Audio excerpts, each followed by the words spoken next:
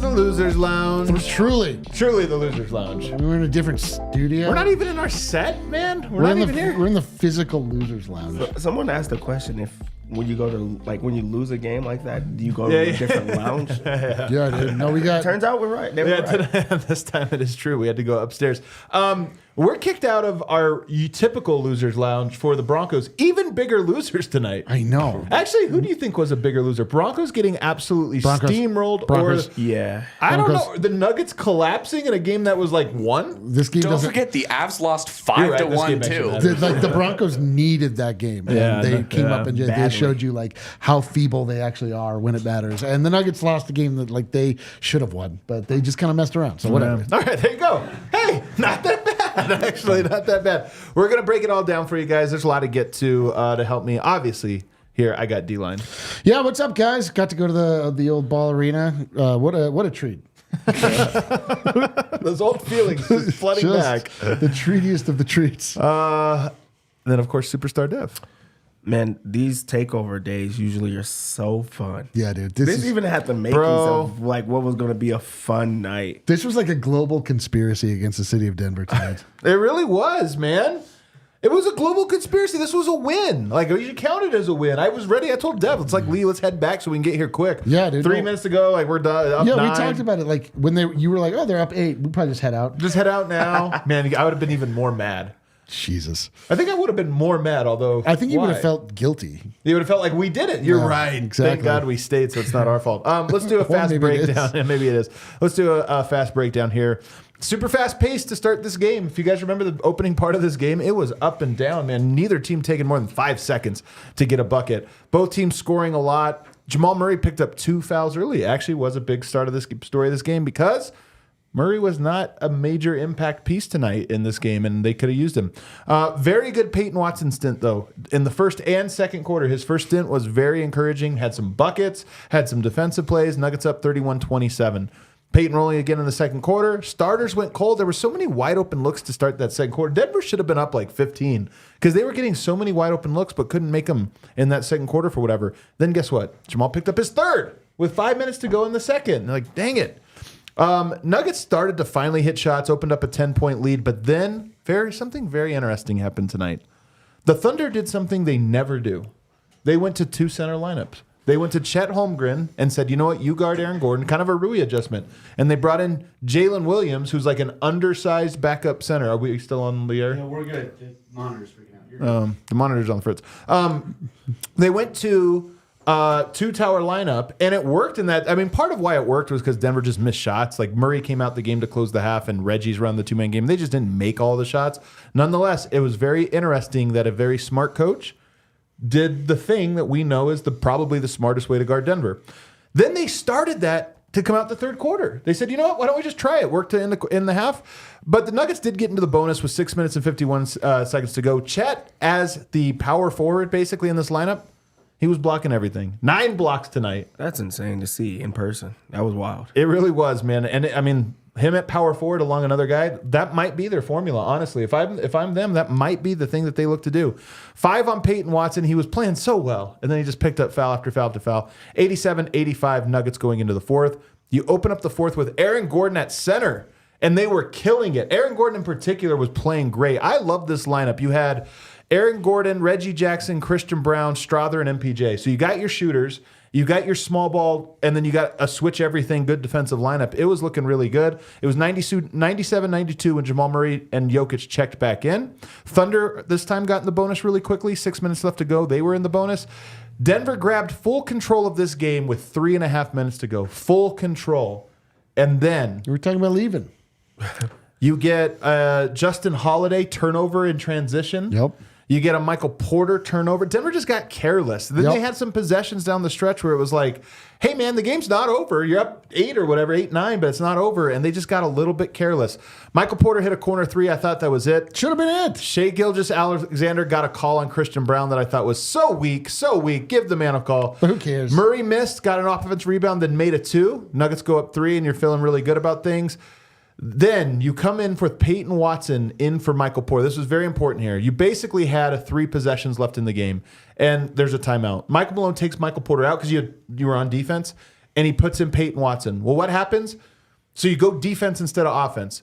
They score. Jalen Williams just bullies his way right to the basket and gets a bucket. And now rather than call timeout, now your effectively last offensive possession now features a non-offensive threat. You don't have Michael Porter on there. They don't get anything. They waited too long. Yep. The defense just ignored Peyton Watson, so they had an extra defender. Jokic has to end up shooting a heave at the very end. They miss it, and then Shai Gilgeous-Alexander now goes the other end. Okay, well, now you have your defensive player in there. Doesn't matter. Hits a bucket, dagger right in his face with 0.9 seconds. Denver had a desperation heave they tried. It was actually pretty terrible, and they lose this game. What a collapse. What a collapse. Dev, start us off, man. This was a real collapse, a choke job, if you will. Denver did not execute late. And really my biggest takeaway is OKC played really well in this game. Yeah. I was very poised game to go into Ball Arena, which was a packed night. Yeah. There were huge shots that Denver did make down the stretch, and they just kept responding back. I thought the game was over when Jokic threw that oop to Aaron Gordon, brought the roof down. I was like, oh, this is done. Like, this was, a dagger. Nope, they came down and responded. Michael Porter Jr. hits another huge shot. And then Denver went into a prevent offense, and it just did not work for them. So really, I say hat tip to OKC, who really did show poise, but also on the other side, Denver did not execute late, and that's what needs to change. The play you're talking about, Jokic lobbed to Aaron Gordon, happened with 3 minutes and 33 seconds left in the fourth quarter. Denver was up 8 points. Yep. They had a 93.2% chance of winning, according to whatever ESPN's thing is. So I'm with you. That oop to me did feel like, there it is. That's it. And they must have felt that way too. Oh yeah, there were like 7 or 8 places that felt like, okay, like, I mean, I was, as soon as Michael Porter Jr. hit that 3, I was like, well, that's that. Like, the Nuggets were up 8-7 for like basically most of the game. Like, they were kind of, they couldn't quite shake them, obviously, but it just felt like the outcome was never, in question. They were definitely going to win this game. I hated what they did down the stretch. Like, the OKC's defense ratcheted up, and they didn't do what they do. Like, it sucks that Shai Gilgeous-Alexander was like the most clutch guy when we have Murray and Jokic. Like, those are like those two are unstoppable when it matters, and like they didn't even really go to them. They kind of did. They were just messing around, and they didn't bring the defensive intensity on the other side to go around with the mess around that they had on the offensive side. It sucked. Like, it doesn't necessarily feel like they lost. Like, really? I mean, I know that intellectually they lost, but like, I didn't have that feeling in the game where I was like, oh, this sucks. It was just like, what? And then they left. You talked about that, like, lacking the defensive intensity. The wild part is I feel like it was there for a majority of this game, and then down the stretch, they just kind of let go, like let their hands off the rope, and they came back because SGA was bottled up for a majority of this game. They gave him different looks. They were like swarming him when he got the ball at different spots. And then in the fourth quarter, there was no double team. They let him get free, and then he really did take over in the game. That there was a lot of questionable decisions down the stretch, but I do feel like the defensive intensity was there until the fourth quarter. Yeah, and honestly, even there, like they went small. They went to a very vulnerable lineups at parts of the second half. When Jokic wasn't on the court, they were like, we don't. They had Kenrich Williams at center. He's my size. I've stood next to Kenrich Williams. I outweigh him by about 20 pounds, but we're like the same height, and he was their center. That's what allowed Aaron Gordon to play center. So they went to a lineup that was like high variance. We're going to just try to score, and they go to it a lot. They like to play small. And that's when SGA kind of gets going, like when they're allowed these types of, that's where he got his rhythm. But I think 2 things happened that really killed it. One is Jamal Murray, 15 points tonight, 15 points, 5 assists, 0 of 6 from 3, 5 of 13. He gets in foul trouble early. He only finishes with 4, but he gets in foul trouble early, and it completely took him out of this game. Murray, like Denver has this 1-2 punch. They have 2 stars, and they got all these other guys. I hate that Murray is not a guy that you can just pencil in every night and say, like, oh, he's going to have a good game. Murray's going to be good tonight. He's going to give you what you need or whatever. And it wasn't even like he was bad. It's just that foul trouble took him out of it, and he never got a rhythm. He never made an impact on the game. So you take that out. That's a thing I absolutely hate of it. But to me, this is actually my big takeaway. And I'm curious if you guys agree. The Nuggets won a title, and now it's like the regular season almost means a different thing.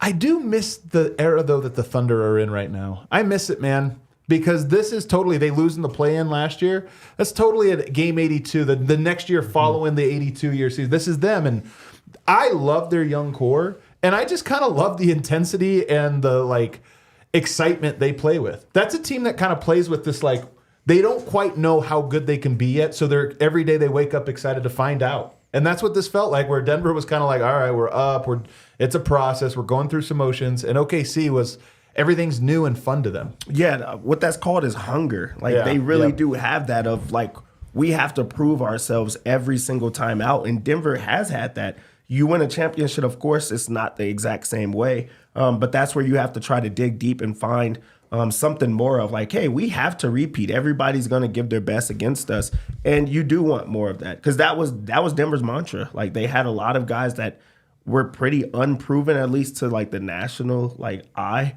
but they don't have that right now. And in just those type of games, you felt like they would have wanted it more. They would have tried harder. That's a young group. That is, wild to like look at, to be on the other side of that, because this would have been a game that Denver had to play hard to like try to figure that out, but OKC did. Yeah, they. It is interesting. It is funny. They are in that place. I mean, it's ultimately going to be like Denver's rise, where they're probably going to get their heart broken this year, late in the year at some point, like, and then next year, like the guys get better and better. It is fun. Like the build is fun. Denver, for Denver it's good that something like this happens to them. Like where they're so clearly in the lead. Like they need like a little bit of like, oh right, like these younger squad, like OKC, you can't like mess around with them. They beat them earlier in the year, but like, I mean, Denver smashed them the first time they played, and they just felt like they were in control. It's nice for them to get like, you can't mess around. Like you can't, right? Like when it comes down to the stretch, like Jokic and Murray, you guys have to take over. That's just it. Like we can't just kind of try and wait it out and like just hope it ends. They're gonna miss shots maybe. They just didn't play. It bugs me that they just didn't go for the throat like they always do. They really just felt like they just knew they were going to win, so they just like kind of let it whatever. But I know what you mean. Like it is fun. It's like Minnesota's on this. There's that's just kind of the ecosystem of the NBA. Like they're just the next one's up. And Denver's no longer in that. And the next phase is you hope you just steamroll. But I'm telling you, I just don't know if Denver has it in them. Doesn't seem like they never have giant winning streak, or they rarely do. Honestly, their best winning streaks come in the playoffs when they can get serious, which is great. I would take that over the opposite. But I do look at a game like this and I go, they were on a 3-game win streak. This was 4 game. Then you got Dallas at home next. That's a 5. Like, I looked at the schedule. I'm like, are we going to win 18 in a row? Yeah, like you look at it and it's like that's how you get to the 1 or 2 seed. Is you just end up getting these 2 or 3 runs throughout the year that are like 9 games, and then the rest of this you play out the string the rest of the year. And to drop one that was like right in your hand. I mean, to me, this is a game that was like the 90. I'm surprised 93% is all it was. 8 points with 3 minutes to go. That felt to me more like 97% in my head. It was haymakers. Denver was really hitting shot after shot in the fourth quarter, and they just really kept chipping away at it. And then there will be a mistake, and then they're like still chipping. Yeah. They really they won on the last play. I feel like they were not in control at all. I didn't even feel like this was like out of hand. And I'm like, hold on, wait, what? Right. And then they came back. Yeah. Can we talk real quickly though about this 2 big lineup? Is this a thing in your opinion? Like, I'll tell you, if you tell me like what do I fear, like how does a team beat them? This is why I think Minnesota's for real with regards to Denver is if you are capable of being good enough offensively with 2 centers on the lineup and with the shot blocker guarding Aaron Gordon, that's the toughest thing. I think Denver can overcome it, but I think it's the toughest thing. And it's not a surprise to me that the first game of the time they matched up, Denver smacked the hell out of them. Jalen Williams wasn't healthy. This year, Mark Daigneault, who's a good coach, or this game, he makes an adjustment. It's like, let's try it out. And then he was quick to it. It worked at the first half, and he goes, boom, that's what we're doing the rest of the game. Yeah, I think it's more so about Denver, like, the adjustments that other teams make. Like the first time that they played them, they didn't have to see that. So you don't prepare for the 2, lineups. And a lot of teams don't do that. The teams that do that, like Minnesota, they have no choice but to go with those, the 2 bigs. They pay them so much money. But when you have a team like the Lakers, you have a team like this where they throw off something so different, Denver does take a long time to adjust. The third time they play them, they're going to be ready for both. Yeah. So like you do show your hand super early, but also Denver does have to be prepared for this because teams are going to throw that at them a lot. So you are learning right now. But at the same time, D-line, yes, Denver will be more prepared for this specific one, but Chet's a hell of a shot blocker, man. Yeah. He is as good as just about anyone as a weak side shot blocker. So playing that role of roaming off of AG, he's equipped to do it. So I kind of look at this and I go, I don't know, man. They might have found something here, and that's the specific thing Denver. It's the hardest thing they have to do. They found it, but like the Denver was still up like 9 with like a minute left. I mean, it was absurd that they lost this game. The other thing that bugs me now that I'm thinking about it is just like the way that the rotations were managed down the stretch, and that they were making changes, meaningful changes. Like with 6 minutes left, I think Brown was in, Peyton Watson was in. Like it wasn't the closing unit like we normally go to. Like Malone was kind of like trying to reward hot hand and like reward the young guys a little bit and like go with the defensive. I think guys. he was more. I think he was mad at their defense. And he was like, but he was. This to me is like he was trying to send a message, and the message was like, we're gonna lose because.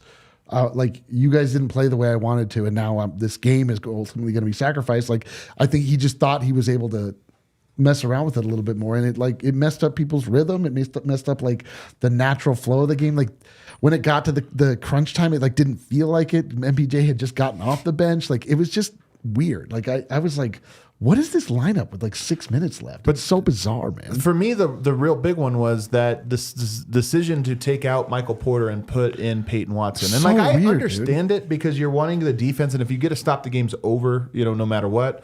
But Michael Malone sitting on one last timeout, there is a part of me that when Denver did get the ball back, up 1 point and Peyton Watson's on the court, there's part of me that goes, use your timeout now, because if you go down there and get a shot clock violation or near shot clock violation, like it's not going to matter anyway. I understand why he wouldn't do it, but to me that's the one where, and look, it's on Porter. Porter was not good defensively tonight. He was kind of getting cooked in large parts, and I think Malone, to your point, was just like, fine, we're going to put Peyton in, when you would rather that not be a thing, that you're like, it's good enough, just trust him. Like, yo, this unit is good enough in the big moments. Like, just don't mess with it. Like, mad or not mad, like we don't just send messages all the time to players who are now vets now. Like Michael Porter Jr. is a vet now. Like, right. We're not sending messages anymore. We're like past that part. Like, tell him, be like, yo, play hard, whatever. But like this, I don't know. Or you just lose the game with Michael Porter on the court, and then at least you can point to that, and rather than do this. So bizarre. That decision was a wild decision because it really did backfire. You wanted him to be on the court for defense. He was the one that was getting scored on at that time. Of course, he has a tough assignment. So like anybody could have been scored on, but you can't do the offense defense with the guy that they lost the game because he was not part of the offense. So it really did ended up backfiring. And that's why I'm shocked that he did not call a timeout, because you wanted it to be offense, defense, but now you're on offense. You have to put your guys in. That was a decision that just didn't work out. He got scored on a few times late. The ball gets stuck in his hands. Jokic has to throw up a late shot because P was like, I'm not taking this shot. But it wasn't even that the ball found him. It's that found him for a reason. They were like, all right, we're going to make this guy shoot the ball. Dude, like his guy went off of him and then trapped Jamal. Yeah. And then that's what led to Jokic having to throw up that absolute desperation, because they were just milking the clock. They didn't even start their action until there was 8 seconds left. And then it was like, oh, shit, we're trapped. screwed. Like, we're screwed. So that one's really frustrating. And somebody brought this up in the chat.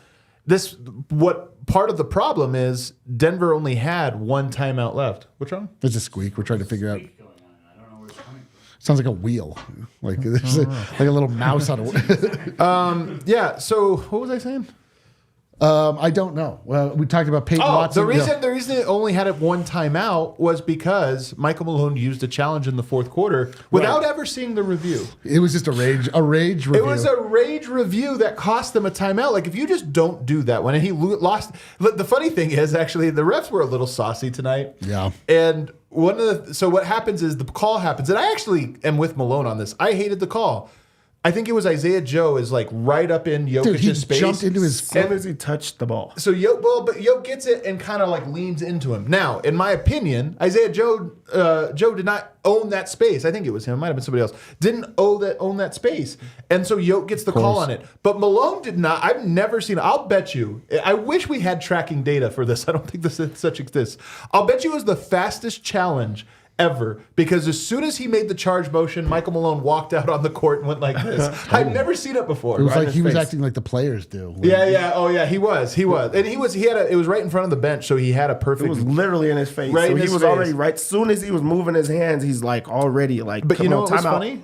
The ref went to the review booth. Fastest review I've ever seen. He also went to the review booth, looked at it, called it. And I was like, man, there wasn't even a timeout. It was barely anything. So there was a little bit, I think, of dude. But it was like, that's the type of thing where there is contact, so it's like you can't overturn it. That's what I was saying. Is that you can't, like, even if it's wrong, like you can't. Ball out of bounds. Who touched it? Like there's some things where it's like, all right, we see it, we have a reason for this case, or fifth foul, or whatever it is. But when it's a decision, like the ref made a decision, they're never going to overturn their own decision. And then again, it's almost hard to know what the letter of the law would have said on. But this is like one of these things where, like, you look at.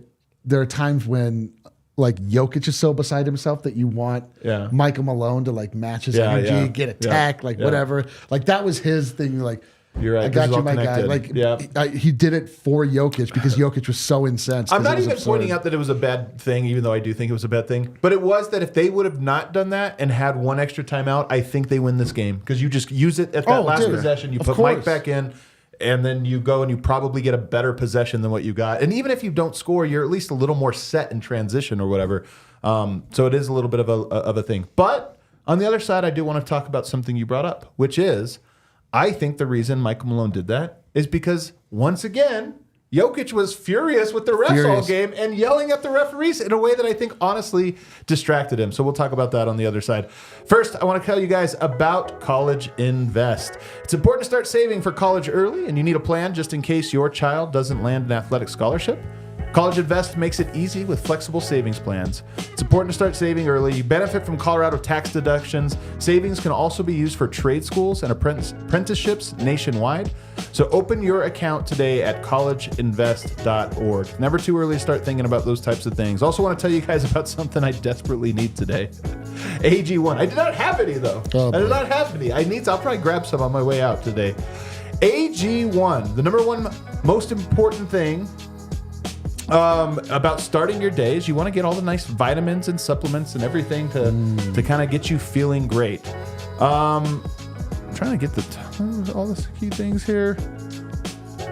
All great athletes take care of their bodies, and a huge part of that starts with optimizing whole body health. A lot of them also drink AG1. I wonder if AG drinks AG1. I think he wasn't for the first part of the season, but then he did a little bit. Now he's like on AG a couple. Yeah, he's okay.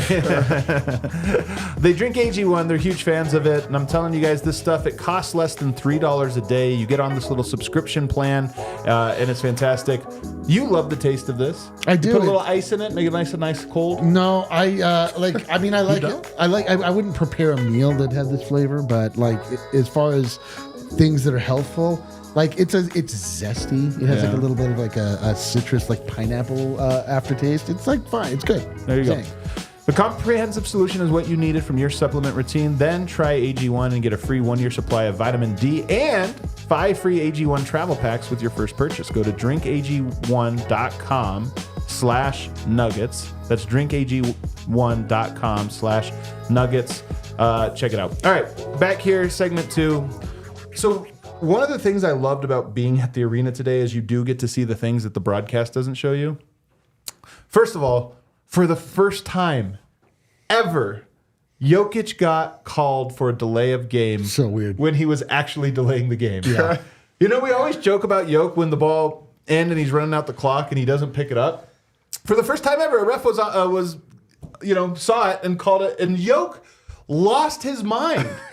And this wasn't the only time, by the way. I'm just going to use this one because it happened in the clutch when it's like, Jokic, it doesn't matter. It's a delay of game warning. Yep. It literally doesn't matter. Yep. And Jokic wouldn't let it go. He runs after the ref. He's doing this one. He's doing all of this. Like, he's doing these things, and it's like, Jokic, dude, let's be honest, you were delaying the game. Whether it was legal or not, it's like, it does not matter. Just stay focused. And Yoke, I'm telling you, like, these things somehow throw him off of rhythm because he becomes so obsessed with officiating. There were other times throughout the game where he would do something that he felt he had a case for, and rather than just make his case, he wouldn't let it go. Up and down the court, still in the ref's ear. You said that it didn't matter, but that's the thing about it. It really did matter to Yoke because him and that ref was getting into it throughout the entire game on missed calls, on just his defensive position. He called him for a few things that he was really pissed off on. And then Chet got a few of them that he was asking for in the other end. And instead of him letting it go, he's talking to the ref that he's pissed off on the other side. So, like, he really was not letting this go. But that one, it really got into his head that he was so focused on that. Like, I really, like, looking back on it, he took a few plays off where he's still upset about the fact that he really did do it. And other refs let him get away with it. That's the thing, is he's got away with it for so long that he's like, hold on, wait, Dude, what? The craziest part is that then there was a makeup delay of game warning that went against the Thunder. They're like, hey, see? We're getting everyone out here with warnings today. Yeah. So insane. Yeah, we have Harrison live from the arena, so let's go to it. him right now so he can get back. I know he usually comes before Yoke comes. Harrison, man, what the hell? I know, the Nuggets really disappointing. So disappointing. So disappointing, man. You said it perfect. All right, take us behind the curtain here. Yeah, well, I mean, my big takeaway from this game, late in the fourth quarter of a close game, especially at home, you just expect the Nuggets to execute. You expect the Nuggets to win that game, especially if, Nikola Jokic and Jamal Murray are on the floor. And they were, and the Nuggets just didn't execute down the stretch tonight. And that was kind of the most surprising aspect of this loss. Just Denver didn't make the plays that it usually does late in clutch time in a close game. And, Michael Malone spoke to that a little bit. He said, look, we had 4 turnovers in the fourth quarter, not the best execution down the stretch. And then he also talked about the blow-bys the Nuggets gave up. Denver gave up 24 blow-bys for 37 points. And the Thunder, they're the top team in the league in drives per game. It's something they thrive on. It's something they look to do as part of their game plan. But Malone said, I thought our discipline sucked. He said, how many times is a guy going to beat you going to his left hand? We told you guys this morning, talking about what they told their team at shoot-around. This guy's a left-handed driver, and they just went left on us. I think he was talking about Jalen Williams there, but just kind of a lack of execution, a lack of discipline on defense was the thing Malone was most pissed about after this one. Yeah. And we were talking in our first segment here, he was tinkering with the closing lineups more than he typically does. And we're kind of curious about that. I mean, obviously it didn't work out, but when you talk about you expect Denver to be able to close, well, usually it's the same closing lineup. Tonight, making some adjustments play by play almost, and I do wonder if that contributed. It felt like the Nuggets tried to get a little too cute with it, going offense, defense so much down the stretch. Malone didn't really talk about it, but, we were talking about it. The collective media afterward, should they just have stuck with Michael Porter down the stretch? Because one of those key possessions late when the Nuggets couldn't get off a great shot, and it was just Nikola Jokic kind of forcing a bad look from 3. You have Peyton Watson spacing in one corner. Everybody collapsed on the Jamal Murray, Nikola Jokic 2-man game. You got to wonder what the floor would have looked like if Michael Porter was in the corner instead. Yeah. I mean, I don't wonder. They wouldn't have doubled off of him. Or if they would have, he would have had a wide open 3 and you live with the result. And we'd be in the winner's lounge. Yeah, we'd be in the winner's lounge. All right, what else? Yeah. Malone talking about the job on SGA tonight. He said, look, we did a good job on him early, but he found a rhythm late, and it's just tough to keep a guy like that down. I mean, overall, it felt like they kept SGA at bay. He didn't crush them. I mean, he had a decent game, but late he found a rhythm, and it was enough of a rhythm to hit the game winners too. So that was tough. And then Michael Malone also spoke to Chet Holmgren. 9 blocks tonight. I actually think they took one away. It's only 8 blocks. But he said, look, you want to stay aggressive. You want to attack that guy and then, dish it off to the open man. But he obviously had a huge impact tonight. He was great, man. He was so impressive.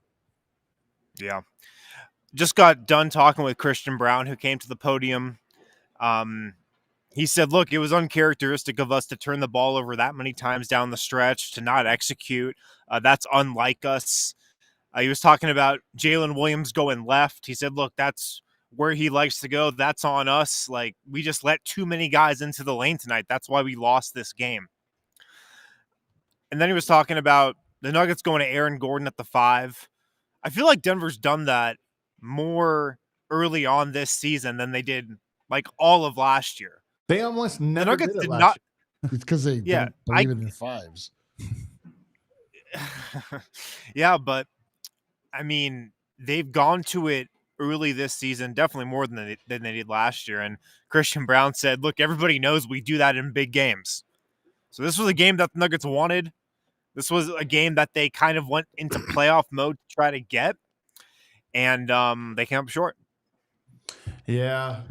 The other thing about it is this game lent itself to it, especially because, as I mentioned, Kenrich Williams was the center on the other side. So, like, if DeAndre or even Zeke is out there, that's a really tough cover on the other end for both of those guys. As good as Zeke is, like, you're still going to be guarding Jalen Williams and Shai in space that whole time. That's tough. So, I like, to me, it's natural that they would have gone to AG at center, even if they did trust their, a regular backup center. Yeah. We also spoke to Michael Porter Jr. He didn't have much to say. He was pretty disappointed after this one. He said there were just, some things we could have done better defensively, offensively. He kind of chalked it up to a make or miss game. We just missed a bunch of shots that we usually make. That was what he felt like the difference was tonight. The make or miss game. Yeah. And then he was talking about SGA's game winner. He felt like Peyton played pretty good defense on that, but SGA executed the move. Yep. He bumped them, got some space, tough fadeaway. Yeah. It was decent defense, but just better offense. That's the thing about Shai is he has a go-to shot, a go-to move that you really can't stop. And he unfortunately, even though he hits it probably at like a 50% rate, which you would probably live with in the clutch, 50% means you lose 50% of the time. And tonight you lost. Yeah. Yeah. The only other thing I've got tonight, guys, is I'm pissed off because they called Nikola Jokic for a delay of game on his patented time waster. Warning. I love that. They called delay of game on his time waster. What? It's perfectly legal. It's perfectly legal. They also could give him a warning. It was just a warning. Not do it again. Just a warning. But it's legal. He shouldn't have even gotten a warning. That's what I'm saying. They should. What it is they shouldn't have called delay of game. They should just start counting the 5 seconds, right? That's the actual thing, because he's just not picking up the ball. So the ref should be like, hey, man, I'm starting whether you touch the ball or not because you have had adequate time to touch the ball. That's not a call. It's not anything. You just tell him, like, hey, I'm counting. And then he still would have been indignant. He said, what? I haven't picked up the ball yet. I kicked it. I can't fumbled it or whatever. Look, I was talking with a couple people with the Nuggets about it afterward. Young official making the call, maybe a little inexperienced, Robert Hussey. And I mean, look, Joker was doing that in the NBA Finals, and it was fine. So, truly, we're just gonna have a list of all of the refs that have done us wrong throughout the year. Well, you can go back down and ask Yoke about it. Maybe he'll have something interesting to say about it. But all right, good stuff, Win. Minutes are we at here? We at 30? 35. We're at 35. So I'll take another break, and then I'm going to get back to this thing about Yoke, though. Not less about that specific call, but just more about this idea of like. We'll get to it on the other side. You could have gotten tickets to this game tonight. I mean, in hindsight. Can you imagine what a good deal you could have gotten to go have your heart ripped right out at the last second? I mean, I wish that you knew. Like, they should price tickets based on what the outcome's going to be. Yeah, they should. Can't like AI get involved or something? You're like, wow, tickets are only $10 You're on like, game time. oh, You're like, wait a Jesus. second, hold on. That doesn't sound right for the Denver Nuggets. This isn't right. You can get tickets. True story, on game time just this very week, I had tickets I had bought to the Nathaniel Rateliff concert on Friday at Ball Arena. But then our company changed our holiday party to Bing last night. So what I do? Sold them. Right on the game time app. No harm, no foul, right? Check them out. You can buy or sell your tickets. So if you're looking to sell, you can go on there. If you're looking to buy, you can go on there. The thing I love most about their site compared to other sites is they have the all-in price right at the top, a little tab. Yeah. So you just hit that. Like, I don't know why anybody doesn't want all-in price. Because they want you to just see the low price and then. Like, No, but it's a choice. Like, why would you not choose that? I one? know. But just choose it's like final checkout price, so you just kind of know, like, okay, this is what I'm going to pay when I get to the final screen. I feel like they think it's like psychologically better to see this. It probably is. But to me, it's like I just want to. It's more damaging. To Of see course like it is. where it goes up. So you get that all-in price, and you can check it out there. The Nuggets are at home quite a bit. If you're looking for a last-minute holiday gift, maybe this is what you do. You hop on old game time. You haven't bought a ticket for that special person in your life? Hop on game time. Buy them a Nuggets ticket. They'll never lose 2 in a row, right, boys? Another gift idea, and actually this one's incredible. I hate when my hands are cold. Yeah. I hate it. It's a bad feeling. That's a horrible feeling. Having to pee is a terrible feeling. You have to pee too bad. It is. Things with your butt. Like, Having wet socks. wet socks is really bad. Just like if you are riding a bike or a scooter, scootering and you and don't your have hands gloves. are cold. Like, That's dude, the worst. You're scraping your windshield. Maybe you're doing a little gardening. Don't worry. Hestra Gloves has you covered. We've been telling you guys about them. You get that 40% off. 40% off offer right now until December 23rd. This is the Christmas special. What do you people 40% off? I said this before. These are dude. premium luxury gloves. only I'm telling buy you, they're unbelievable. 10 fingers for the price of 6. That actually should be their slogan. Ski gloves. You have your good ski gloves, Yep. but you don't want to wear those when you do other things, right? You want to keep those for skiing. Those so go are for ahead. skiing. Those are for skiing. Don't do it for that. DIY projects, gardening, construction, landscaping, anything. Honestly, they have all kinds. They have like thousands of gloves up on their website. They're really, really nice. So go to Hestra Job. Visit Hestra Job. This is it. HESTRAJOB.US and use code DNVR40 to get 40% off your next purchase now through December 23rd. And anyone looking to supply their team with high quality work gloves in a bulk rate can email Josh Jacobson at josh@hestrausa.com. Michael Malone, email them. Get your team to do some work. That's right. Yeah. Down the stretch. Put some goddamn work gloves on. Do some work. These things are, I'm telling you, you should go to that website. The link's in the description because their gloves actually are, one, numerous. They have so many types, and also they're really cool gloves. All right, so let's get back to Jokic here. Here's my thing. I think Jokic does get a bad whistle. I think that is a thing we've discussed a lot. Michael Malone's been lobbying for it. But there's also a line between like lobbying for something and then allowing it to compound the issue. And I honestly think that Jokic needs to just kind of like let this go in these moments. Like tonight was not a game that he needed to be in the official's ear to the degree that he was. Do you remember the play earlier? I'm trying to remember which one it was that like set him off and he just couldn't get over it. And he was like 3 times up and down the court. He's yelling at this ref and I'm like, yo, dude, you're right, but move on. It was the shoulder push. He like tried to get the shoulder push shot, and he thought he was fouled on it, but he didn't get it. And then Chet got it on the other end. So you're then right. it You're made right. him You're right. That is why you brought it back up. It was the same play. Yeah. You're right. And you're so right. It is. You just saw the like it come back to him, and he couldn't. It ruined him. And I'm telling you, this is the thing about Jokic. He was good tonight. He wasn't great, and I honestly think part of the reason is because it's like, bro. Righteous indignation only takes you so far. Yes, you're right. You could be indignant about it, but at the end of the day, you could have just won this game also. Yeah, that's the thing, man. Jokic has a tipping point, and like once you hit it, it's like you get diminishing returns from him. It's like it is his one Achilles heel. It really is, and it goes away when it matters. Yeah, much more than his actual Achilles heel. Like this fucking thing. Like he gets like sees red. Yeah. He's just cannot be taken out of it. Becomes a monster. He does, and you hope that from that point he starts to like want to make a point through playing basketball. But oftentimes he just wants to just get his point across, and he's just like, whatever. And then you just see like He'd rather be right. He just wants you to be like, I'm going to prove it to you. I'm going to make you know that I was right about this play. And it's like, yeah, but dude, that was 2 minutes ago. And tonight it made him less aggressive somehow. Yeah. Which it's,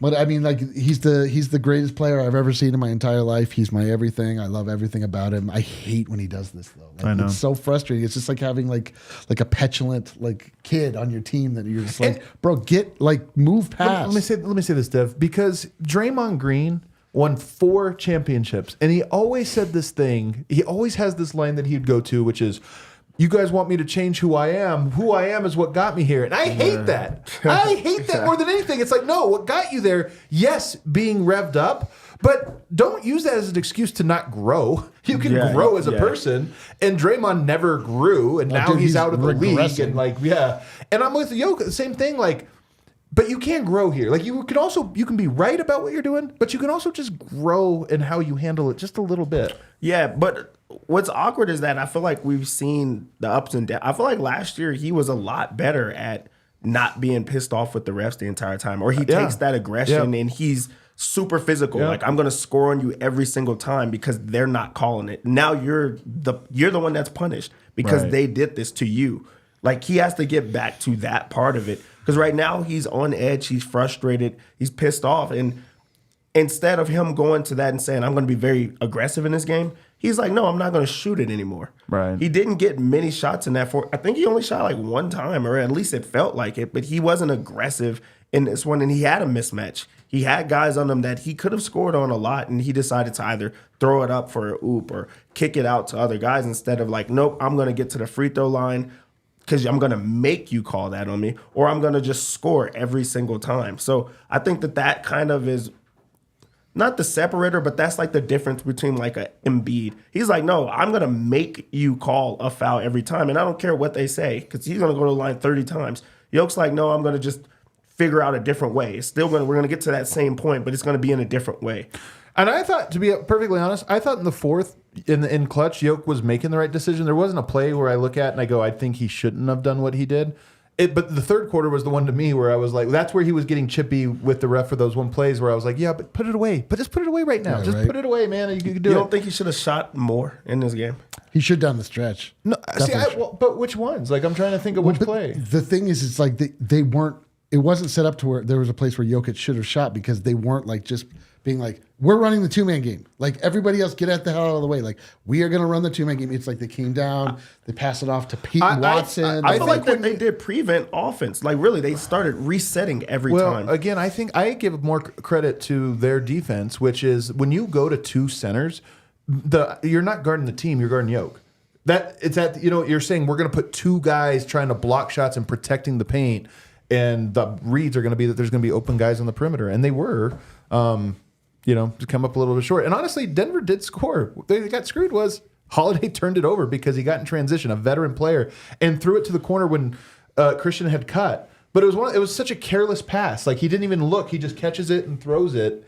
And it's like, bro. And then Michael Porter somehow just gets the ball, like, stolen from him, And I'll say this. I don't think Jokic was the reason that he didn't win the game when he probably could have single-handedly won it for him tonight, but he was the best Nugget, so we can't spend too much time on it. Nobody's blaming Jokic. And I'll say this, Michael Porter tonight, 20 points, 11 rebounds, and he goes 4 of 8 from 3. His 3 looked confident, it looked pure. Yeah. His defense was bad in this one. And this is a tough defensive assignment, but I do look at those 2 things and go, like, I just want to see both of those things at the same time. It's so hard to do. Yeah, he was super aggressive offensively, and his shot was falling. Yeah. So that was like, you got to kind of take the good with the bad in this one. You want him to be out there because you need some offense. You need him to keep scoring. And he was hitting big shots. He's like taking a lot of shots, especially on a night that I felt like a lot of other players were kind of timid. Like, I think Jokic should have shot a lot more. I think that Jamal went into a spot with the foul and he started chasing. But it was like, okay, well, where do we find offense? And they got good spots, but Michael Porter Jr. is like a reason for that. On the other end, he does have to apply himself more on that end of the floor because he started getting attacked in different ways. But also, that's when Malone decided to not go with them. So those plans, they backfire. He has to step up on defense. He has to be better. He just really, that's what it comes down to. If he's able to be better on that, everything else came to him. He rebounded well in this game. His shot was falling. He was kind of automatic. He had mismatches and attacked them. Play better defense. Like, give the same effort on that end. Yeah. If you want who I blame the game on, if I was like to say, like, we're doing the blame game, to me it's Jamal Murray and Reggie Jackson. They combined for 8 of 23 tonight. Reggie Jackson, 3 of 10. He was kind of careless, just looked lackadaisical. And then Jamal Murray getting into those foul trouble. We've just seen Jamal play so well. We're kind of into it. I think he looked a little tired. That's one of the things. Look, he's coming back from some injuries. But tonight, again, to me, this is why this is so important. When you play 2 centers, you're trying to take away Jokic, and you're compromising everything else. And it's like, cool, now go and crush that. And there was no crushing that from Jamal, who should be the counterpunch to everything Denver does. And he just did not have that tonight. Yeah, the only thing I can go back to with that is that they won the game through however long. Like, the rest of the game, honestly, like, I can kind of like throw it out. To me, it's like those last 4 possessions. It's like all comes down to that. The Nuggets won the game up to that point. For whatever defensive issues that Michael Porter Jr. had and the foul trouble that Jamal Murray had, it still got them to a place where they were up 8 with like a minute and a half left. And then you're telling me, then that's where some of these like wonky, lineup changes were being made. And like, you don't have the same personnel on the floor. And like, the Nuggets won this game, essentially. I mean, they won the game. They were good enough to win the game. They had it in hand. And then they just did dumb things 4 possessions in a row. And it's like, man, I don't even know what you can point to really, other than it's just like that other team wanted it more. Like, they just wanted it more, and the Nuggets weren't able to rise to the occasion defensively, of course, but they just, again, we just keep saying the prevent offense. They just didn't ever think they were going to lose. I didn't think they were going to lose either. I think that the Thunder really did. The matchup changed everything for Denver. Like, it wasn't the turnovers that like lost the game for them. It was the fact that they fouled everybody was in foul trouble in this game. And it was the 2 like center matchup, because last time Denver attacked them in the paint. Every single time they destroyed them in the paint. They're like, we're going with the 2 bigs lineup. And then they like just kind of bottled it in, and then Denver fouled every single time. So like, that was the big thing. Jamal was in foul trouble. Reggie was in foul trouble. Peyton Watson was in foul. Like, all the guys that kind of have the ball in their hands a lot, and it threw things off. So like, Denver has to be more disciplined in that. And I will say this, part of Malone's lineup shuffling in the fourth quarter is, if you have KCP there, you get both. This is why KCP is different than every other player on Denver's roster. He is both a 3-point shooter and a good defender, 3-and-D. Which means you probably just stick with Michael Porter, because now you have the aggregate length and this or that. Instead, you tried Justin Holiday. He made a mistake in the clutch that you shouldn't if you're a veteran. And also, he wasn't impactful defensively. Like, he wasn't getting stops. So he's like, all right, we got to put Christian Brown in his place. But now we get into the point where with Brown on the court, you don't have the 3-point. So now Porter or Peyton becomes the offensive defense thing. So it's kind of this ripple effect that when you have your fully healthy team, it's probably not as big of a thing. Nonetheless, this was a home loss. Just stick with who brought you, man. Just stick with that closing lineup. Like, messing around. Like, it just didn't. He clearly doesn't still trust MPJ the way that you probably should. It's wild, won a championship with him. I was like, he won an NBA championship. You should probably trust him. I was so surprised when he pulled him out. That's what I'm saying. Like, we're not in the teaching portion of the Michael Porter Jr. experience anymore. Like, sometimes your good players like aren't playing that good, but you don't yank them. Right. You just like let them work through it. And he wasn't playing good on D, like, let's be honest. But they replaced him with a guy that got cooked 2 plays in a row anyway, so he might as well roll. On the other side, I do want to just kind of wrap up and say that we had a good question yesterday in our mailbag, which was, are teams defending or attacking Denver differently this year? I think tonight is an example, one of 2 examples where teams have adjusted to Denver, like have just learned something about Denver. And it's like, again, not that they know how to beat them, but that they know what the toughest route is for Denver. And we'll talk about that on the other side. First, how do we do on Bet365 tonight? Not great. Not great, man.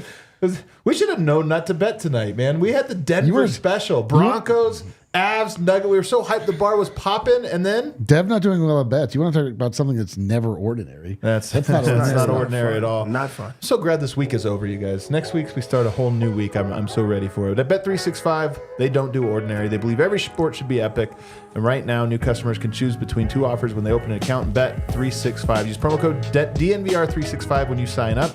Deposit 10 and choose between First Bet Safety Net. I love these ones. Offer by placing up to $1,000 on, and if your qualifying bet loses, you receive a matched refund in bonus bets. Up to $1,000. I mean, that's not terrible. That's not terrible at all, man. Like if you were like, so if you hit it, yeah. If you were like, I know Jokic is getting the triple double tonight. Yeah, You're like, well, it's $1,000 in bets in my account. Yeah, that I just got back. That sounds pretty good. Or you get a bet and get offer and place a bet of $5 or more and get $150 in bonus bets. Must be 21 or older, physically located in Colorado. Please gamble responsibly. If you or someone you know has a gambling problem and wants help, call or text 1-800-GAMBLER. Also, lastly, I want to tell you about Breckenridge Brewery. If you really are feeling sad about this game and you want to wash away... Yeah, how do I do that? Where do we have them? I would recommend the Golden Ale. How many? Kale, get me however many he says. Chet, I think 1 for every block Chet had. So grab 9, but put 1 back. Give me 1 for every. Get inch. 9 of them, but then just drink 8 and put 1 back at the end. Yeah, just an 8-pack, of course. The beer of the month right now is the Christmas Ale. It's $6 at the DNVR Bar. You can try it. It's a new recipe, and also, by the way, lots of alcohol in that one, the Christmas Ale. Yeah, they didn't mess with that part of the recipe. They did not mess. They made sure that one stayed there. Still the #1 ingredient. Avalanche Amber Ale, Mile High City, Broncos Country Pale Ale, Fun Slinger, always a delicious one. Good Company Hard Seltzers. Check all of those out. All right, so I teased this, but to kind of wrap up, and then we'll get to some super chats. In the Houston game, there was the, hey, attack Michael Porter. And do it in pick and roll. Don't do it in isolation. Like everybody thinks you have to ISO Mike. No, he's good on ISO. He's got that. Don't try to just attack Jokic. Oh, pick and roll, attack Jokic. He's the weak link. No, Michael Porter. And we have seen a little bit less of this over the last handful of games, but just knowing it's out there and seeing that the subsequent games right after that, teams were going to it. I do think that's one thing that's like now on the scouting report for Denver. And then this one of Jalen Williams, the big Jalen Williams, not the little one. He's not the best center for like if you said, oh, he's going to make Jokic's life tough. Not true. He is stocky and he's smart. He's a positional player. So he's going to be a good guy to put on. And then Chet is like as good as it gets as a weak side roamer. I think every team is going to try this out going forward against Denver. Minnesota with Tim Conley, he knew this all along. I mean, there's why he built the team that way. But I think you're going to start to see more and more teams look around and go, do we have a Jalen Williams? Do we have a Chet Holmgren? Like, what's the closest we can come up to? And to be honest, maybe only Minnesota has the actual talent to do this. Maybe they don't. But I think every team's at least going to try. Yeah, especially teams that like play Denver a few times. Like they're going to give different looks. Jokic has kind of mastered that part of basketball where you have to give him different looks or he's just going to just pick you apart every single time. So throwing, these random wrinkles in, it does throw them off a bit, and Denver has to adjust to those things. But also, it just like changes the way that Denver plays. They want to go to the DHO. This was like one of the first games that I feel like they could not get the Jokic Jamal 2-man going. Like they really had a hard time getting them going. When DeAndre finally got on the court, that really didn't work, or at least the 2-man pick and roll, and it was because of the way that they were playing. So I do think that people are just giving different looks to Denver, and it's going to take them time to adjust. But I do also agree with you that every team is going to try this at some point. Yeah. Do you think it'll work? I mean, here's the thing is that like everybody's now game planning for the Denver Nuggets and like the way that they're not for the other team. They're just kind of doing what they do, and then Michael Malone's adjusting on the fly, and then figuring this out. Like the best thing about having the smartest player in the league, the best player in the league, is that like they will also then adjust. I think you're right. Obviously, like people are looking at them and they are changing and adding more wrinkles in and like learning from what other teams are able to figure out. But I don't think it ultimately matters that much. Like, I just think that, in the end, like this feels so bad, but this should be like we were so close to this just being a 4-game winning streak, and it's the night after Yoke-Miss, and like we're just like laughing. It's so true, dude. This is Yoke-Mitch Boxing Day today. Oh, Boxing Day, got us. And this is Box Out Day, and we just fumbled the bag in the dumbest way, and it feels like it's like, oh man, like people have figured us out. Blah, blah, blah. It's to me, it's like it's again like. It did work for them, but I don't think that they won the game because of that. Like I do think obviously in general that Denver's just going to see more people being way more intentional about the way that they play against them. That's it. But even how they build, and here's the broader point. Chet's really good, man. I love their big three. If I am Sam Presti and I have all these draft capital, I have all these different things to build from, I would look at tonight's game and go, that might be our formula. I'm not saying you need to spend big on a center or a body, but like, we need to make sure that Chet is great against 27 teams. There's 2 or 3 teams he's not great against. And for those teams, we need to have the better version of Jalen Williams. Like whatever that is, we need to find that and make sure we always have that on our roster so we can go up against those, because this is our best bet against those. To me, this would be a very important data point if I were Sam Presti for how to build around Chet. Yeah, but also... like Denver has that, but I just feel like they have it in a different way with Zeke Naji as backup center and DeAndre. They have a big body that can, kind of match Jokic's like just body and then have a roamer. So I think that it's like very strategic on, hey, Chet can guard everyone else. He's not going to be able to guard these 3 or 4 type of centers. We're going to have somebody else, but also he's going to be really good at affecting different shots or altering the game because he's in help side the entire time. So that is something that I think that they'll go back to a lot, but it'll be only in these type of circumstances, and every team's going to try that. The Nuggets now 17-10. The exact record they had last year through 27 games. Which what is a funny. Terrible omen. We're on track. We're on track. Yeah, right on track, baby. Kale, we have any super chats tonight? How many sicko chats here? 6 sicko chats? You want to read them? Sure. It's just Jordan 42069 says Josh Giddey under 15.5 points. Never in doubt. Dude, that was the most surprising part. But dude, the crowd lustily booing him every time. I didn't realize that this had the cultural impact that it did. People are very upset at Josh Giddey. If you don't know the story, Josh Giddey reportedly, there was a girl who posted on Instagram or somewhere that she had slept with Josh Giddey. Turns out she was 15, I think, at the time. I think he was like 19 or something. Like, nonetheless, it was very, very, big age gap. No charges have been filed. Nothing of this. I think it's kind of just gone away. But nonetheless, it's a big story. And I asked one of the girls covering the Thunder. I was like, is this unique? Because it was not a like boo, Sometimes there's a boo and it's they like were whatever. All in. This was a vicious boo. This was like, people were like booing from the deepest part of their soul tonight. I every was time he touched the very ball. surprised by that. What did she say? She said every arena. Wow. Every arena. And she's like, and they're loud ones. That's amazing. I didn't realize that this had the cultural impact that it had. I honestly didn't I thought this was an internet thing more than anything. And that, because Susie from DNVR was in front of me for the takeover, and she was like, they were booing, and like there were guys next to me were like not just booing, they were yelling things that were. I was like, earmuffs for the kids. And Susie had a look on her face, and I was like, well, you know the story, right? She's like, oh, I know the story. I was like, oh, does everyone know the story? Wow, okay, well, I guess. And then I was like, everyone knows the story, and they have an opinion. So there was one point that he grabbed a rebound and then passed it out immediately when he touched it. Everyone's like, boo! They like already got out the. I'm like, man, you're right. The crowd was like ready for it. They were just like they were like waiting for him to touch it. Like, yeah, dude, it was wild, man. That was a very. I didn't expect it. Didn't expect it. I would call the mellow boos. Yeah. 4 out of 10s. Yeah. This was probably a 10 out of 10 boo, man. It was every single time. They didn't take a play off. They did not, and they were like they stretched when he was getting in the game. They're like, all right, we're back, y'all. Let's stand up. I know. I was like, does everyone here have all the details on the case? This is unreal. What do we have next? All right. LVAP says, love the tracksuit, D-line. Love you too. I've been rooting against Jokic after his support of Vucic.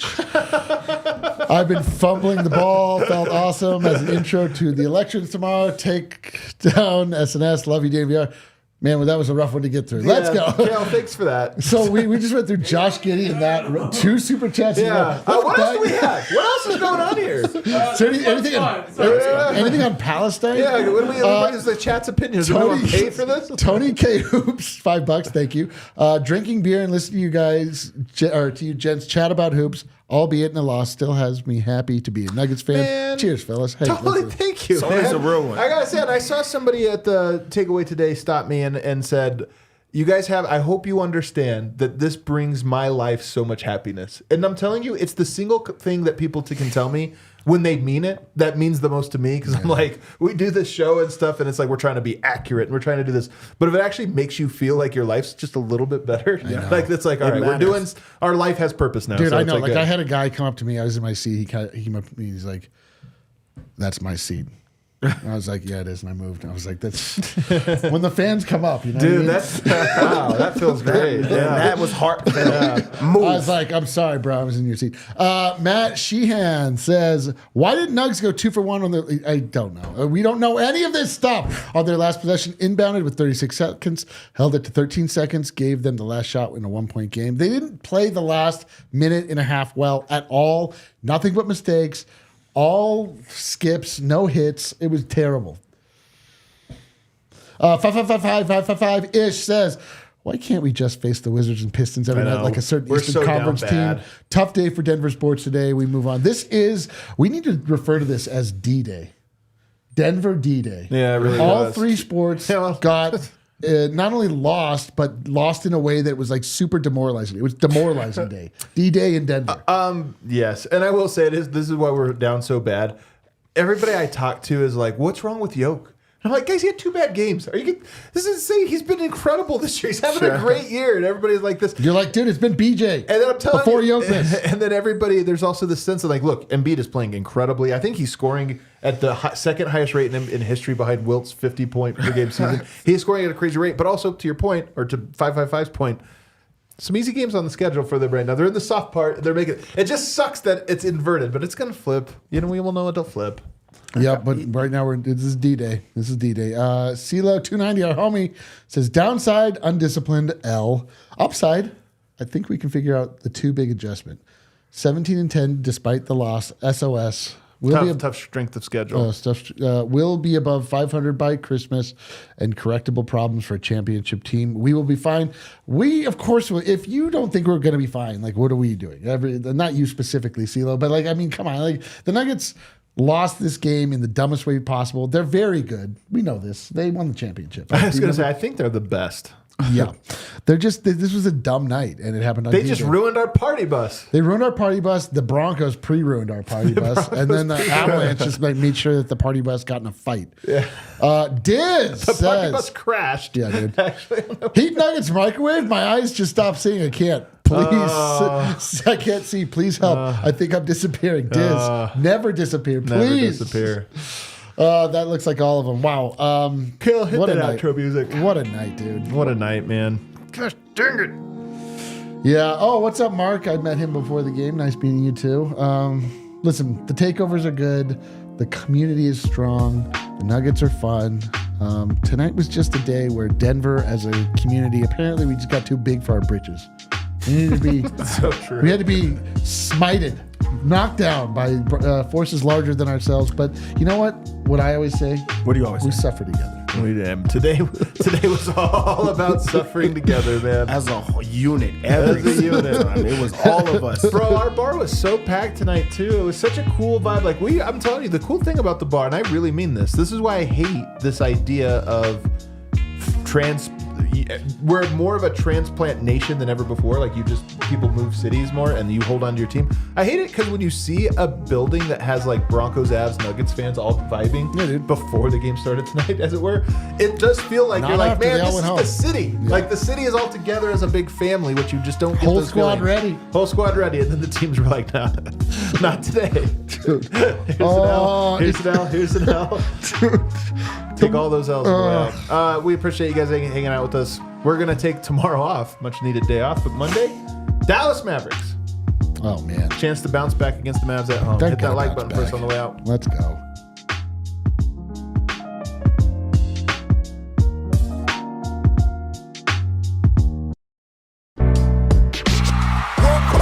We all silly like the mayor.